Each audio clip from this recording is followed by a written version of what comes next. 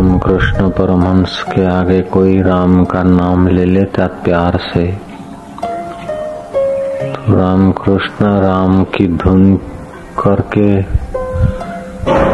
जप की संख्या नहीं बढ़ाते थे, लेकिन राम तत्व में खो जाते थे। गौरांग स्वामी कीर्तन करते करते समाहित चित्त हो जाते थे। आज भगवत गीता के 12वें अध्याय का 8वां और 9वां श्लोक चल रहा है। अर्जुन को तत्व ज्ञान का उपदेश, सांख्य का उपदेश, कर्म का उपदेश, विश्व रूप का दर्शन कराते हुए 11 अध्याय समाप्त हुए। 12वें अध्याय का 8वां और 9वां श्लोक खबर दे रहा है कि उस गोलचंद्र ने देखा होगा कि अर्जुन का प्रश्न नहीं, सारे विश्व का प्रश्न है। यदि तू सर्वत्र मुझे नहीं देख सकता, यदि तू मुझ निराकार का ध्यान नहीं कर सकता, यदि तू मुझ अखंड चैतन्य का साक्षात्कार सीधा नहीं कर सकता, तो मेरे श्री विग्रह वाया श्री विग्रह के तू मुझको प्राप्त हो सकता है। यदि तू घी पूरा सीधा हजम नहीं कर सकता तो लड्डू बना के खा सकता है, चूरमे और खिचड़ी में डालकर खा सकता है। भगवान इन 2 श्लोकों में कहने जा रहे हैं कि अर्जुन, मेरे मुरली मनोहर रूप का भी चिंतन करके तू मुझे प्राप्त करने का रास्ता ले ले। ये 2 श्लोक प्राय भाव प्रधान व्यक्ति के लिए हो सकते हैं। भाव है लेकिन बुद्धि के ऊंचे स्तरों पर नहीं पहुंचे हैं। बुद्धि परब्रह्म में ठहरने के काबिल नहीं है। ऐसे व्यक्तियों के लिए 2 श्लोक बड़े काम के हैं। मुझ में मन को लगाओ और मुझ में ही बुद्धि को लगाओ, इसके उपरांत तू मुझ में ही निवास करेगा, इसमें कुछ भी संशय नहीं है। 8वां श्लोक है, मयि एव मन आधत्स्व मयि बुद्धि निवेशय निवश्यसि मयि एव अत ऊर्ध्वं न संशय। मुझ में मन को लगा और मुझी में बुद्धि को लगा, इसके उपरांत तू मुझ में ही निवास करेगा, इसमें कुछ भी संशय नहीं है। ये श्लोक का अर्थ है। मुझ में मन लगाओ, मुझ में बुद्धि लगाओ। हृदय के भाव कुछ कहते हैं, बुद्धि कुछ कहती है। मन कुछ कहता है तो बुद्धि कुछ कहती है। हृदय कुछ चाहता है और तो बुद्धि कुछ चाहती है। भावुक आदमी मंदिर में जाता है, उसका हृदय तो खुश होता है, लेकिन बुद्धि में संशय होता है कि भगवान कैसे मिलेंगे कि नहीं, कितने बड़े, कैसे, ये भगवान बड़े कि वो भगवान बड़े, मैं जो कर रहा हूँ ठीक कर रहा हूँ कि गलत कर रहा हूँ। हृदय को एक तरफ संतोष होगा और बुद्धि दूसरे तरफ बड़वा पुकारेगी। कई बौद्धिक लोग हैं, सुन लेते हैं भगवान के विषय में, जान लेते हैं, बोल लेते हैं, बुलवा लेते हैं, लेकिन हृदय उनका कुछ गड़बड़ करता है। ये चैतन्य महाप्रभु के जीवन में घटा था। विद्वान थे, न्याय वैशेषिक शास्त्रों में इतने विद्वान थे कि बड़े बड़ों को परास्त कर देते थे।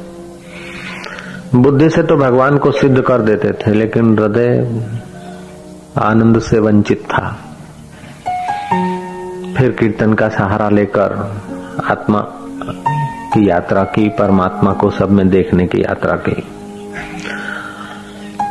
एक बार रामकृष्ण परमहंस के पास दयानंद पहुंचे और दयानंद ने खूब वेदों के अर्थ व्यक्त किए।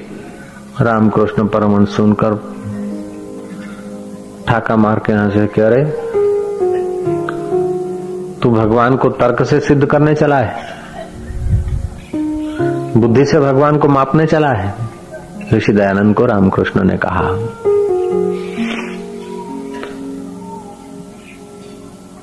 और यदि भगवान को भाव से मापने जाओ तो हृदय एक तरफ तो थोड़ा बहुत भाव में आ जाता है तो बुद्धि गड़बड़ करती है, और कहीं बुद्धि समझती है तो हृदय गड़बड़ करता है। तो भगवान कहते हैं मन बुद्धि दोनों को मेरे में लगा दो, हृदय को और बुद्धि को मुझ में लगा दो। तत्वज्ञान की दृष्टि से देखा जाए तो भगवान में मन और बुद्धि नहीं है ऐसा सोचना ही बेकार है, क्योंकि जब सब भगवान है, सारा विश्व भगवान है, सर्वत्र भगवान है, तो भगवान को छोड़कर मन बुद्धि कहां जा सकता है। लेकिन ये तत्व ज्ञान की आंख हो तब, जैसे आकाश को छोड़कर तुम कहीं नहीं जा सकते, चाहे अमेरिका जाओ, चाहे लंदन, फ्रांस, जर्मन, जापान, स्वर्ग, नरक, आकाश, पाताल, तलातल, रसातल, भूतल, पाताल, भूरलोक, भुवनलोक, जनलोक, तपलोक, महालोक, कई लोक में चले जाओ, लेकिन आकाश को छोड़कर कहां जाओगे। तो जैसे आकाश सर्वत्र व्याप्त है तो परमात्मा उससे भी अधिक सूक्ष्म है, सर्वत्र व्याप्त है, तो भगवान को छोड़कर तुम्हारा मन बुद्धि कहीं जा ही नहीं सकता। तुम उसे भेजना चाहो तो भी नहीं जा सकता, तुम आकाश से कहीं बाहर जाना चाहो तो भी नहीं जा सकते ना। तो तुम्हारा भौतिक पंच भौतिक शरीर भौतिक आकाश से बाहर नहीं जा सकता, तो तुम्हारा सूक्ष्म भूतों का मन बुद्धि भी चिदाकाश को छोड़कर कहीं जा ही नहीं सकता। लेकिन ये बात जब तक समझ में नहीं आती तब तक ये सब साधनाएं हैं, सब मजूरियां हैं। ऐसा नहीं तो ऐसा कर, ऐसा नहीं तो ऐसा कर। एक बार कोई महात्मा घूमते घामते किसी दरकत के नीचे बैठ गए। बैठे बैठे उन्हें 12 साल हो गए। लोग भिक्षा ला देते थे और बाबा जी दरकत की छाया जहां जितने इलाके में जाती है बड़ की छाया, उतना इलाका छोड़कर कहीं बाहर नहीं जाते थे सिवाय लोटे के।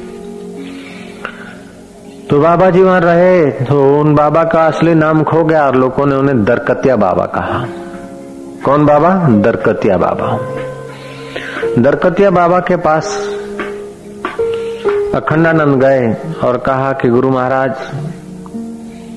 आप 12 साल से इधर हैं और आपको देखकर बड़ी शांति मिलती है, आप इधर कैसे डट गए?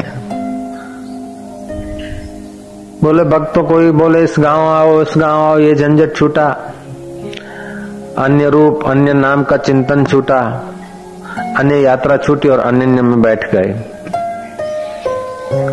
और बाबा सचमुच विश्रांति पाए हुए थे। विश्रांति पाए हुए माना ज्ञातज्ञ थे, साक्षात्कारी पुरुष थे। अखंडानंद ने पूछा कि गुरु महाराज, मैं आपसे यश नहीं चाहता, धन नहीं चाहता, विद्या भी बाहर की नहीं चाहता, लेकिन मुझ पर कृपा करो कि मेरा मन और बुद्धि भगवान में लग जाए बस। दरकतिया बाबा ने देखी योग्यता, बोले देख, आज तुझे 1 दिन का मौका देता हूं, कल फिर इसी समय आ जाना।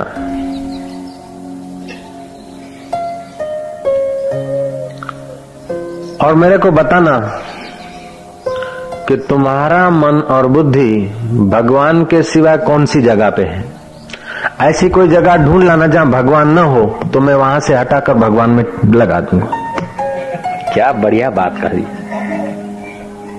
लेकिन ये ज्ञान होना चाहिए, फिर तो ये इन श्लोकों की जरूरत नहीं है। बाद में ये समझ आ जाए, जहां देखो सा राम है, जो सुमरो सो राम है, ऐसा समझ में आ जाए।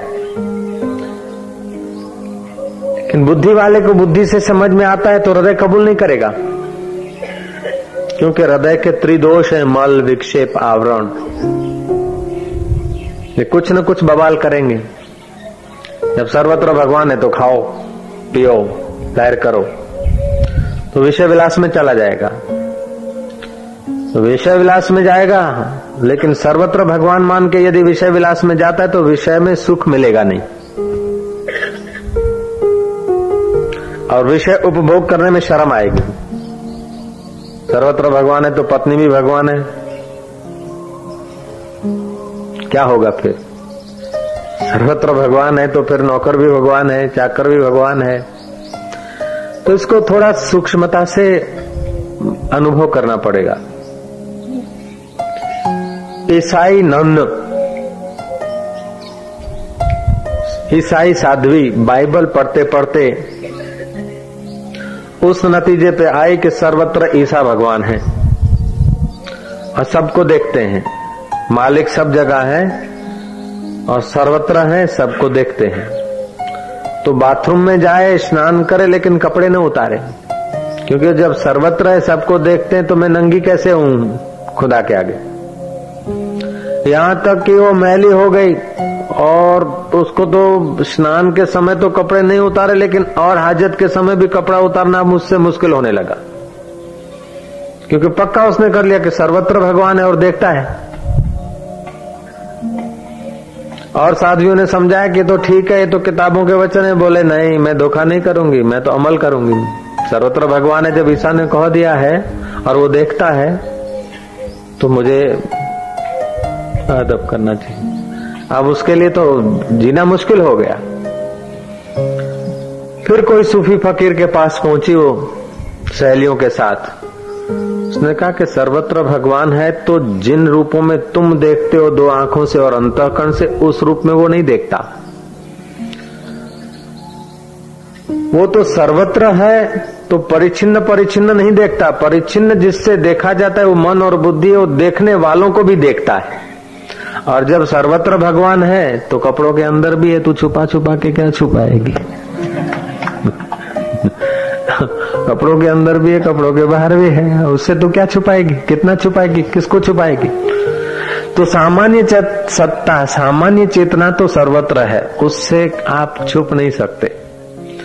दो प्रकार के चैतन्य होते हैं। व्यवहार में कहना पड़ता है चेतन दो प्रकार का होता नहीं है। ये मैं झूठ बोल रहा हूं क्योंकि झूठी समाज के बीच झूठ में ही से सच का रास्ता निकलेगा। हम दिन भर झूठ में जीते हैं, देह में, संसार में, सब झूठ है। थोड़ा झूठ बोल रहा हूं। दो चेतन होते हैं, झूठ बोल रहा हूं तो झूठ न हुआ ना। झूठ बोल रहा हूं कहकर जो कह रहा हूं तो वो झूठ नहीं हुआ, सच्चाई है। सच्चाई है ना। ओम ओम ओम। बोजू के घर किराएदार आया, किराया मांगने वाला मालिक आया। पत्नी को कहा कि जाके मालिक को कह दे कि बोजू घर पे नहीं है। बोले पतिदेव आप कभी झूठ नहीं बोलते हैं, हम घर में हैं और बोलते हैं कि मकान मालिक को बोल दो घर में नहीं है। तो आप कभी झूठ नहीं बोलते तो अभी क्यों झूठ बोल रहे हैं? बोले मैं कभी झूठ नहीं बोलता हूँ, इसीलिए तो तुझे भेज रहा हूँ पगली। इसलिए तो मैं यहाँ बैठा हूँ, मैं थोड़े जा रहा हूँ, तुझे भेज रहा हूँ। ऐसे मैं सच कहता हूँ आपको, मैं कभी झूठ नहीं बोलता हूँ। और जब झूठ बोलना पड़ता तो बुद्धि रूपी स्त्री को भेजता हूँ, मैं नहीं बोलता हूँ। जय जय। ओम ओम ओम। तो चैतन्य कितने होते हैं? दो। एक सामान्य चैतन्य, दूसरा विशेष चैतन्य। जैसे धूप सर्वत्र है, ये सामान्य धूप है, लेकिन इसी धूप ने मकान को, दुकान को, दीवार को प्रकाशित किया है। मंडप में भले दिखती नहीं, फिर भी उसी का प्रकाश है। वह यहां भी फैली हुई है धूप, कम हिस्से में फैली लेकिन फैली हुई है।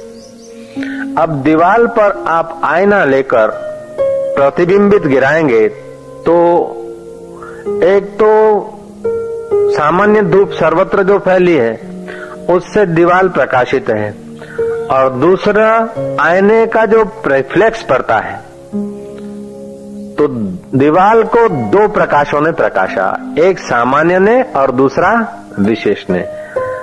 तो दो धूप हो गई ना। धूप एक होते हुए भी दो हो गई आईने की उपाधि से, ऐसे ही चैतन्य परमात्मा एक होते हुए भी हृदय की उपाधि से विशेष चैतन्य हो गया,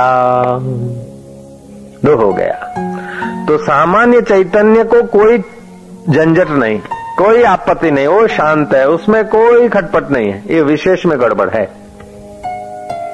उसको शास्त्रीय भाषा में चिदाभास भी कहते हैं, जीव भी कहते हैं, अंतवाहक भी कहते हैं, जीवात्मा भी कहते हैं, बहुत बतेरे उसके नाम हैं। आत्मा निकल गया, ये मर गया, इसकी आत्मा आई, इसकी आत्मा यमराज के पास ले गए तो विशेष को ले गए।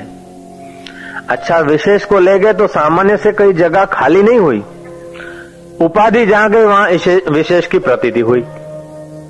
कुछ शिविर का आज दूसरा दिन है ना, जरा ऊंचाई पे यात्रा करेंगे।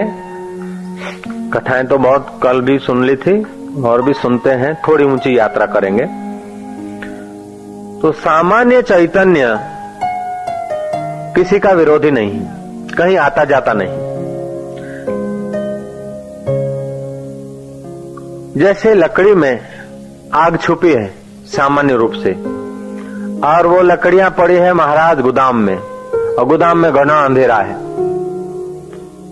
टनों के टन लकड़ियां पड़ी है और कितनी आग मिल सकती है, लेकिन फिर भी जय जय, क्योंकि सामान्य रूप से अग्नि है। समुद्र में बड़वा नल है लेकिन पानी से बुझता नहीं, सामान्य है उसलिए, विशेष हो तो बुझ जाए। पेट में जठरा अग्नि है, शरीर को जलाती नहीं, पानी में बड़वा नल है, समुद्र से बुझता नहीं, क्योंकि सामान्य रूप से स्थित है। बाहर थोड़ी सी अग्नि लगेगी तो खोला कर देगी, लेकिन अंदर जठराग्नि न हो तो आप जी भी नहीं सकते। अंदर जठराग्नि है लेकिन जलाती नहीं, क्योंकि वो सामान्य रूप में निहित है। तो सामान्य रूप में निहित जो चैतन्य है वो किसी का विरोधी नहीं। अभी यहाँ अग्नि सामान्य रूप में निहित है, जिसको टेका देकर बैठे हो ना, वो बलियां, उसमें अग्नि छुपा है। ये जो बलियां है मंडप की, इसमें अग्नि छुपा है, लेकिन आपको कभी सेक नहीं आएगा। ऐसे सामान्य चैतन्य सर्वत्र छुपा है, ओतप्रोत भरपूर है। जहां जहां अंतःकरण है वहां वहां विशेष चैतन्य। अब विशेष चैतन्य उसको बोलते हैं जीव। और साक्षात्कार, बंधन, जप, तप, नरक, स्वर्ग, पुण्य, पाप, बेली होना, हाथी होना, हिरण होना, बधिक होना, ब्राह्मण होना, पथिक होना, गुरु होना, शिष्य होना, जी जाना, मर जाना, ईश्वर हो जाना, ये सब विशेष में सब व्यवहार होता है सामान्य की सत्ता से। आटलू समझाए कि ना समझाए? समझाए तो आ पाड़ो, ना समझाए तो ना पाड़ो। महाराष्ट्र नो तो बारा सांगा ऐसा। ये वेदांत है बड़ा कठिन। निश्चल दास हो गए संतो, जिन्होंने वेदांत को बड़ा सरल भाषा में लौकिक विद्या में लाए। उस ग्रंथ का नाम है विचार सागर। यदि वेदांत के ग्रंथों में हिंदी भाषी ग्रंथ देखना हो तो विचार सागर पहले ही पहले बना है। और उनका विरोध भी हुआ था कि संस्कृत भाषा के सिवाय जो संस्कृत नहीं जानते ऐसे संसारियों को ये वेदांत देसी भाषा में बना के देने की क्या जरूरत है। निश्चल दास का पंडितों ने, काशी के पंडितों ने विरोध किया था।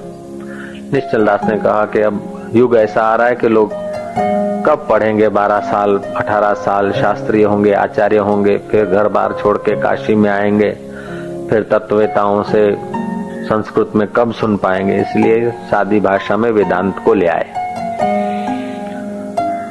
उनको दया आई कि जो सन्यासी हैं, घर बार छोड़कर प्रभु को चाहते हैं, उनको जरा साक्षात्कार के रास्ते पर ले चले। तो सुबह की बुद्धि जो होती है बड़ी सूक्ष्म, शांत और सात्विक होती है। सुबह 5 से 7 बजे तक का सत्संग निश्चल दास ने करने का प्रारंभ किया और सन्यासियों को कहा कि मैं तुम्हें आत्मज्ञान का उपदेश दूंगा, तत्व ज्ञान का बोध कराऊं। पहले दिन सन्यासियों की भीड़ आई, दूसरे दिन कुछ कम हो गए, तीसरे दिन और कम हो गए। कुछ दिनों के बाद निश्चल दास को वो पुस्तक अबराई पे रख देना पड़ा। वेदांत ऐसा है, कठिन है, लेकिन इसके सिवाय कोई रास्ता नहीं है। कृष्ण ने भी देखा होगा कि अर्जुन कृष्ण के जमाने में आज से 5254 वर्ष 6 महीना और 15 दिन पहले का व्यक्ति, 15-20 दिन जो भी होंगे, जन्माष्टमी को तो 15 दिन होते हैं, अब बाकी के गिन लेना तुम। 5000 वर्ष पहले का आदमी कितना सुयोग्य रहा होगा, 50 वर्ष पहले का आदमी कितना सज्जन था, 200 वर्ष पहले के आदमी के पास हम आते न तो मुझे इतनी मेहनत नहीं करनी पड़ती। 2000 वर्ष पहले महावीर, बुद्ध, कबीर, नानक आए, उनको इतना परिश्रम नहीं करना पड़ा जितना आज के बुद्ध पुरुष को करना पड़ेगा, क्योंकि आज का मानव बड़ा बहिर्मुख हो गया, बड़ा जटिल हो गया, बड़ा छली दंभी कपटी हो गया और बड़ा झूठा हो गया, झूठ में ज्यादा रमने लगा।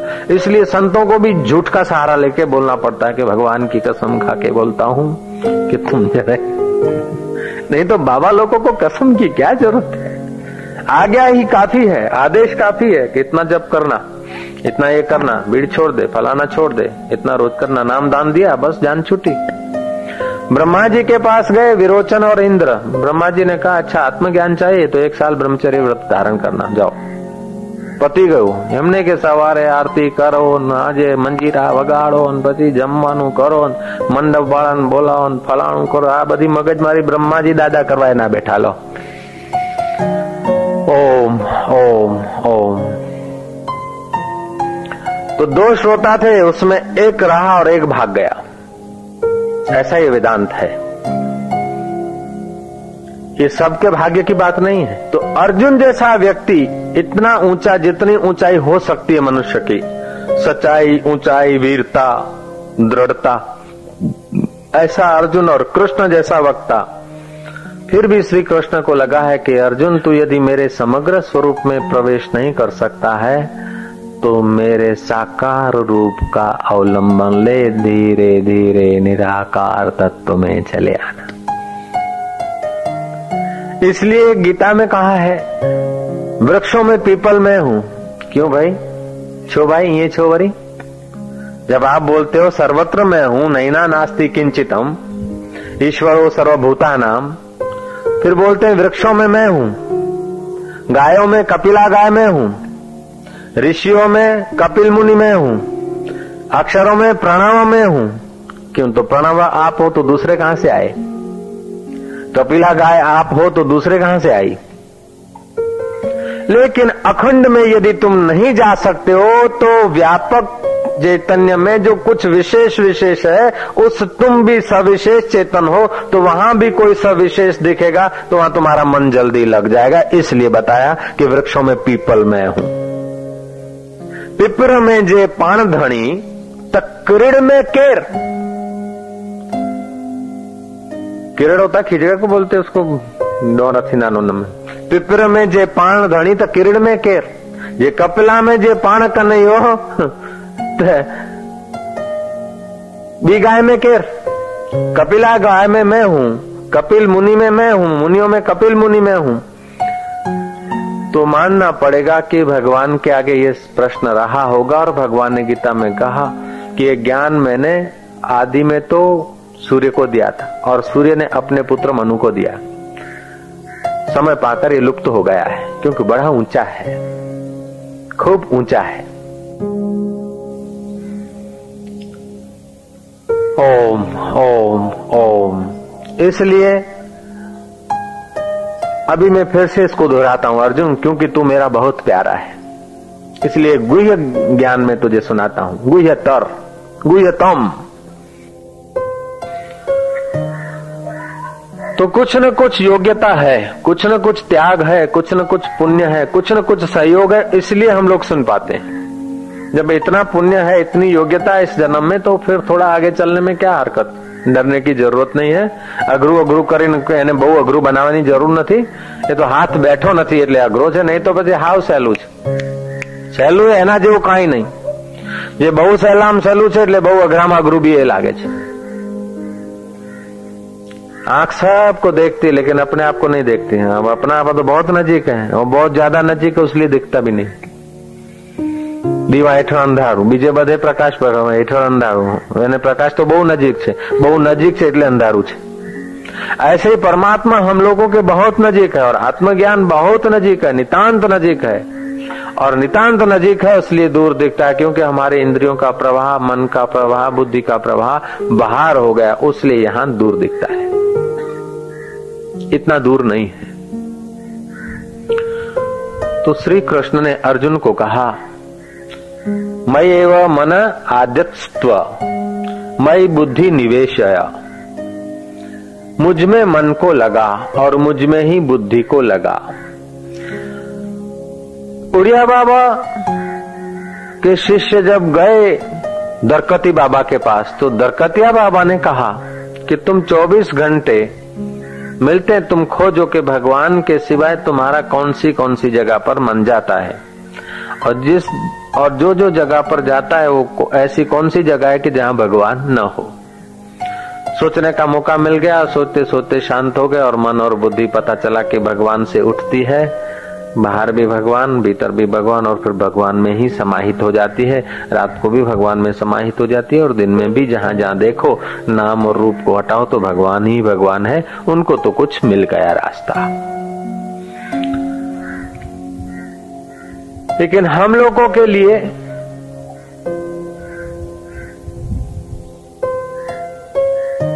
समझना पड़ेगा। रमण महर्षि को किसी ने कहा कि भगवान, रमण महर्षि को लोग भगवान कहते थे, भगवान प्रभु का दर्शन करना हो, भगवान का दर्शन करना हो तो कैसे होगा। महर्षि ने कहा कि सोचो मैं कौन हूं, अपने को पूछो मैं कौन हूं, और अपने मैं को खोजोगे तो भगवान के दर्शन हो जाए। अधिकारी जिज्ञासु को ये उपदेश दिया। पादरियों के प्रचारक आए थे विदेश से और देखा रमण महर्षि का नाम है, और इस साधु को ईसाईयत में बदल दिया जाए तो बहुत सारे हिंदू ईसाई हो जाएंगे। तो पादरियों के उपदेशक जो फादर लोग होते हैं वो विशेष मुख्य 2 व्यक्ति आए रमण महर्षि के पास, रमण महर्षि को प्रभावित करने के लिए। तुमने भगवान के दर्शन किए हैं? महर्षि ने कहा हाँ। बोले हमको कराओ फिर। रमण ने कहा कि कल सुबह कराऊंगा, आ जाना। रमण घूमने गए अरुणाचल, पादरी पीछे पीछे गए। एक कोढ़ी था, उसको रमण महर्षि ने साफ सूफ किया, दवाई पवाई लगी, पट्टियां वट्टियां बांधी। वो पादरी देखते रह गए। पूछा कि भगवान का दर्शन कराओ। बोले तुमने नहीं किया, अभी तुमने नहीं किया, मैं प्रभु की सेवा कर रहा था। पादरी प्रभावित हो गए कि ये तो ईसा जैसे हैं, इनको तो सब में प्रभु दिखता है। आए थे गुरु बनने के लिए लेकिन चेले बनकर रवाना हो गए। उनके लिए ऐसा था, जो सेवा परायण है, दीन दुखियों की सेवा में प्रभु देखने की जिसको उपदेश मिला है अथवा कला आ गई है, उसके लिए वो उपदेश है। लेकिन दीन दुखियों में ही प्रभु दिखे ऐसा नहीं, अपने में भी प्रभु दिखे। तो जहां जहां तुम्हारा मन और बुद्धि जाए वहां वहां नाम रूप उसको माया समझकर हटा दो। उसकी गहराई में जो है वो चैतन्य है। आईना और प्रतिबिंब हटा दो तो बाकी क्या बचता है? मुख्य।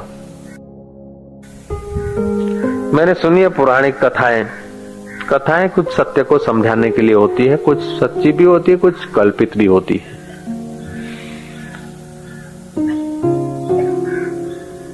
किसी एक आत्मा को दूत ले गए यमराज के पास। वो सन्यासी की आत्मा थी, अब आत्मा समझ गए ना, विशेष आत्मा, अंतःकरण अवच्छिन्न चैतन्य।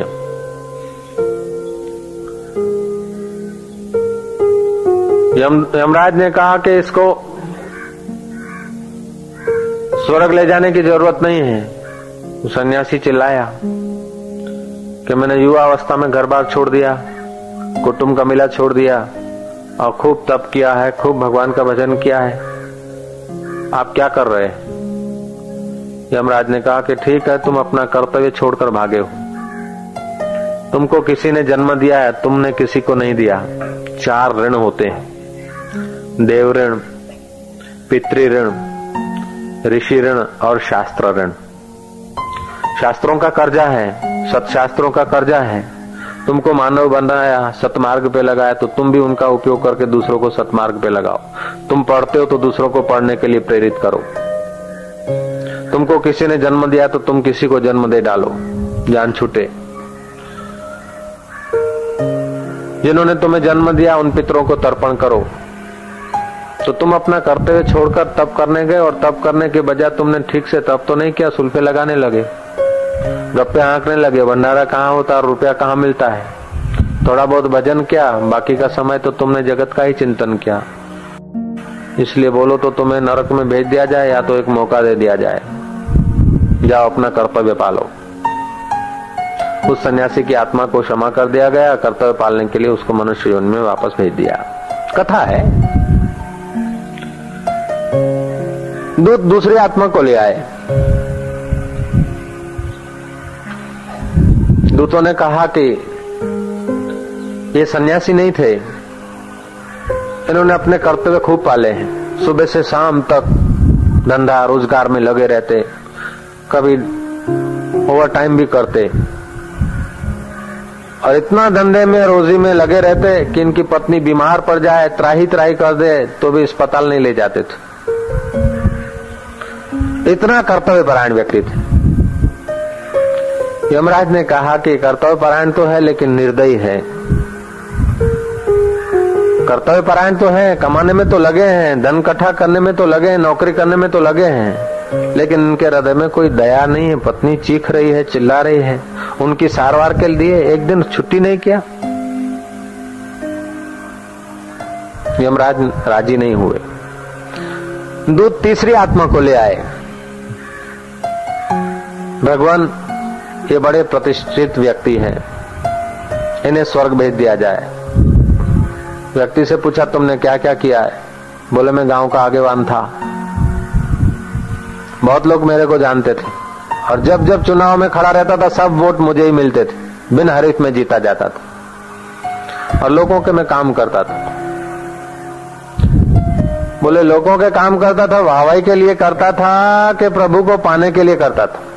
मैं कुछ व्यक्ति विशेष हूं ऐसा जताने के लिए करता था कि लोगों का सचमुच दुख दूर करने के लिए करता था। तेरे में सचमुच दया थी कि दिखावे भर की दया थी प्रसिद्ध होने के लिए? जरा जांच करना पड़ेगा, वेट प्लीज। चौथी आत्मा को ले आए। वो आंसू बहाने लगी। पूछा तुझे क्या हुआ? बोले मैं आगेवान न थी, मैं दयालु भी नहीं थी, मैं कर्तव्य परायण और अपरायण भी नहीं थी, मैं गलती से इनके पीछे लग गई हूं। मुझ पर कृपा हो जाए कि मुझे नरक में ही भेज दो, लेकिन कृपा करो कि ऐसा नरक हो कि जहां पर कहीं परमात्मा की चर्चा होती हो, परमात्मा के प्यारे फकीर हों। क्योंकि एक नरक से तो मैं आया हूं, संसार भी कम नरक नहीं है। आपके नरक में तो रोजी रोटी तो मिल ही जाती है, वहां तो रोजी रोटी के लिए भी परिश्रम करना पड़ता था। आपके नरक में मच्छर नहीं है, पृथ्वी पे मच्छर भी है, खटमल भी है, तो आपके नरक में भेज दो। लेकिन कृपा करना कि संसार में नरक, संसार के गहरे नरक में होते हुए भी कभी जाने अनजाने किसी आत्मवेता फकीर के समीप में जाकर मैं बैठी, समझ तो नहीं पाई उनको ठीक से, मैं समझ नहीं पाई, सुन नहीं पाई, लेकिन उनके समीप बैठने से भी मेरे को जरा शांति मिलती थी। आत्मज्ञान की चर्चा मैं ठीक से नहीं समझ पाई, समझ नहीं पाई तो मनन क्या करूंगी, नित्याध्यासन क्या करूंगी, साक्षात्कार क्या करूंगी। लेकिन उनके माहौल में बैठने से भी मुझे संसार का नरक विस्मृत हो जाता था, बड़ी शांति मिलती थी। आप कृपा करके अपने नरक में भेज दो, लेकिन ऐसे डिपार्टमेंट में भेजना कि जहां ब्रह्म विद्या की चर्चा चलती हो, जहां लीलाशाह बापू का या विवेकानंद का या आसाराम का सत्संग होता हो। कहानी है तो आत्मज्ञान की चर्चा इतनी तसल्ली देती है, इतनी शांति देती है कि महाराज नरक का दुख भी दुख नहीं बचता है। आत्मवेताओं का सानिध्य जब इतना काम कर सकता है तो उस आत्मदेव को जिन्होंने जान लिया है, आत्मवेता जो हो गए, वो कितना सुंदर अवस्था हुई होगी। इसलिए कठिन तो है। क्यों कठिन है? कि मन बहिर्मुख हो गया, उसलिए कठिन है। बुद्धि खंड खंड में रुक गई, उसलिए कठिन है। तो उपाय भी गोलचंद्र बता रहे हैं, बंशीधर उपाय भी अनेक अनेक बता रहे हैं कि यदि तू मेरे समग्र स्वरूप को नहीं जान सकता तो अपना मन और बुद्धि मुझ साकार रूप में लगा दे।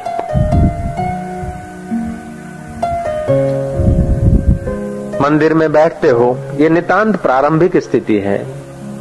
मार्बल के ठाकुर जी में तुम अपने मन को लगाओगे, अपने हृदय को वहां स्थिर करोगे तो बुद्धि बलवा पुकारेगी। अब बुद्धि से यदि तर्क वितर्क करके आत्मा को सिद्ध करोगे तो हृदय कबूल नहीं करेगा। इसलिए अभ्यास योग की जरूरत पड़ती है। अभ्यास योग करने से हृदय की शुद्धि होती है और बुद्धि की सूक्ष्मता होती है। शुद्ध हृदय और सूक्ष्म मति हो जाए, फिर थोड़ा सा ही आत्मवेताओं का सानिध्य मिल जाए, बेड़ा पार हो जाए। मैंने सुनाया था कि अभी विज्ञान ने सब खोज लिया है, कैटलिक मैन।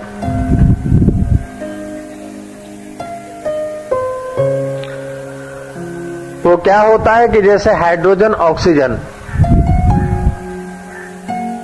पानी को तोड़ो तो दो तत्व मिलते हैं, हाइड्रोजन ऑक्सीजन, लेकिन उन दोनों तत्वों को जोड़ो तो पानी नहीं होगा। आकाश में पानी कब बनता है? कि जब विद्युत चमकती है तो हाइड्रोजन ऑक्सीजन में से पानी हो जाता है। विद्युत का होना अनिवार्य है। ऐसे ही सामान्य चेतन और विशेष चेतन, हाइड्रोजन ऑक्सीजन दोनों है, फिर भी साक्षात्कार रूपी ब्रह्मानंद रूपी जल की वृष्टि नहीं होती। जब ब्रह्मवेता का सानिध्य मिलता है, तत्ववेताओं के सानिध्य मात्र से वो हाइड्रोजन ऑक्सीजन, चिदाभास और शुद्ध चेतन मिलकर ब्रह्मानंद का अनुभव होने लगता है। तो जनक ऐसी ऊंचाई पर थे। जनक के पास दोनों तत्व थे। अष्टावक्र के आने मात्र से, जरा से उपदेश मात्र से जनक ऊंचाई पर पहुंच गए। कठिन यदि होता तो जनक को 12 साल लगते, 15 साल लगते, 50 साल लगते, 5 साल लगते, और सरल होता तो हम सबको हो जाता। सरल होता तो अपने सबको हो जाता। खैर आप लोगों को तो हो गया होगा, हमारे देशों को भी हो जाता।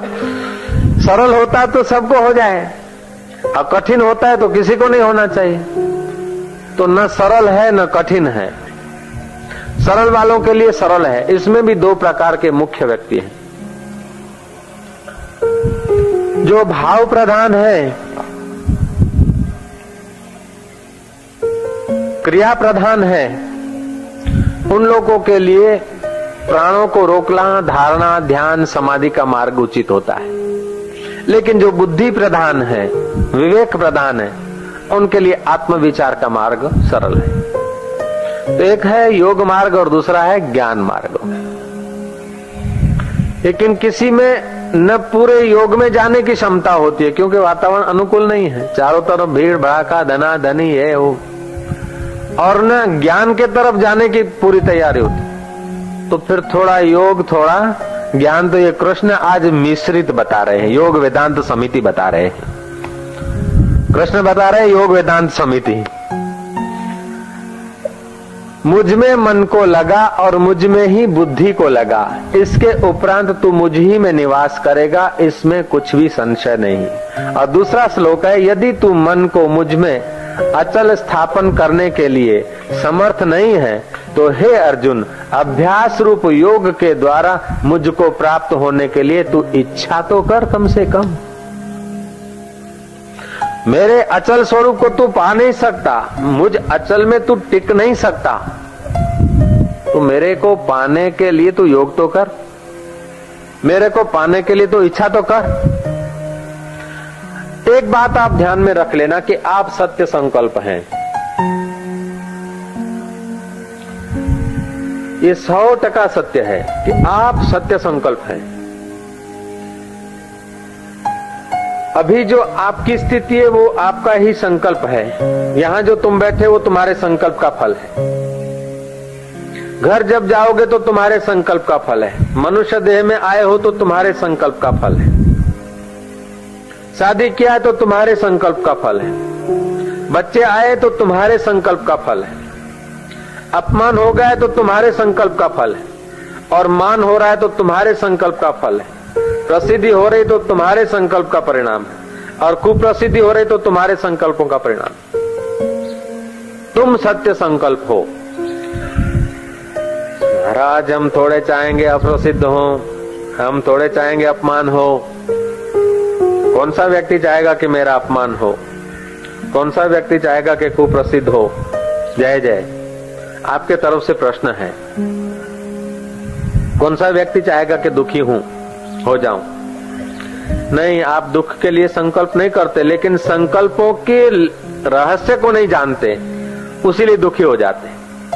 समझो कि मैंने एक संकल्प किया, मेरे विचार हुए, एकांत में रहूं, समाधि लगाऊं, परमात्मा में डूबा रहूं, कोई ना आए, बस 1 दिन बीते, 2 दिन बीते, 4 दिन बीते, 14 दिन बीत जाए, बस हुआ तो फकीर रहा नाता किसी से क्या, छोड़ा जो घर तो रहा रिश्ता किसी से क्या, छोड़ अपने दिलबर को फिर मिलना किसी से क्या, तू बड़ी न बेल पड़ा अपने सिर पर, खेल बाबा पड़ा अपने यार से खेल।